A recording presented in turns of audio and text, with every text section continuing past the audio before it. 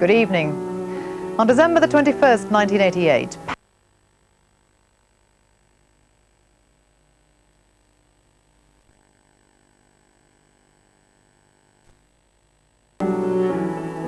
Good evening. On December the 21st, 1988, Pan Am Flight 103 fell out of the sky and onto the town of Lockerbie. 270 people died. When it was established that a bomb had caused the crash, the biggest murder investigation in British history was initiated. 6 years on, the files are still open. And there's still considerable debate about who perpetrated the attack. 2 Libyans have been named as the planters of the bomb and indicted for trial. Despite UN sanctions, Colonel Gaddafi refuses to extradite the men. But is the case against them sound? Tonight, Channel 4 is screening a highly controversial film about Lockerbie, in the awareness that many relatives and colleagues of the murdered passengers are still mourning and still troubled that the culprits have not been brought to justice. The film has already been seen by MPs in the House of Commons and at a public screening in Scotland, but this will be the first broadcast of The Maltese Double Cross. The film is controversial for 2 reasons. First, it was partly funded by a company in which Libya had a 1/3 stake, and the film's main financier, businessman Tiny Rowland, also has financial interests in Libya. Secondly, and perhaps more significantly, the film takes issue with the official investigations into Lockerbie, claiming that in pointing the finger at Libya, the authorities have deliberately attempted to conceal the truth. After this screening, the issues raised in the film will be discussed by people directly and indirectly involved with the investigation, including the filmmaker Alan Frankovich and the head of the FBI Lockerbie inquiry, Oliver Revell. The film is highly detailed and complex, so before you see it, let me remind you of the British and US investigators' conclusions, which the film challenges. The 2 suspects currently wanted for the Lockerbie bombing are Abdel Basset al-Megrahi and Alamin Khalifa Fima.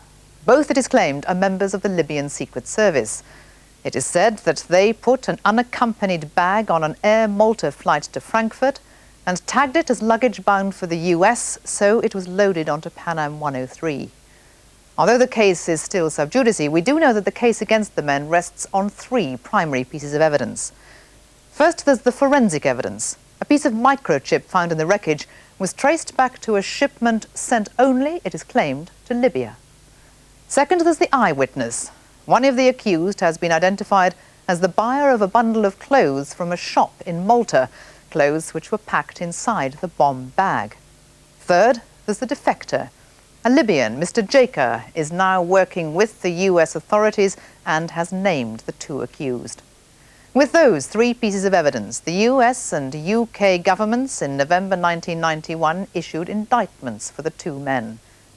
This was a Libyan operation from start to finish, claimed the American spokesman. When Libya refused to hand them over, UN sanctions were imposed. The sanctions are still in place. The accused are still in Libya. The film you're about to see questions this official version and points the finger at Iran and Syria instead.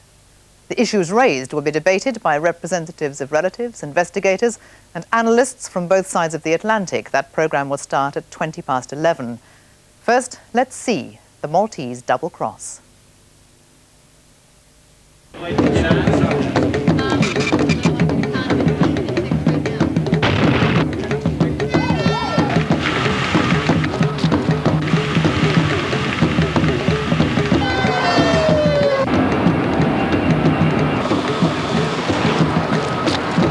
It was an earthquake actually, and then I rushed out and I looked up and I seen the engine coming down, and they were away 50 yards from my house, and the plane's away at the other end of town.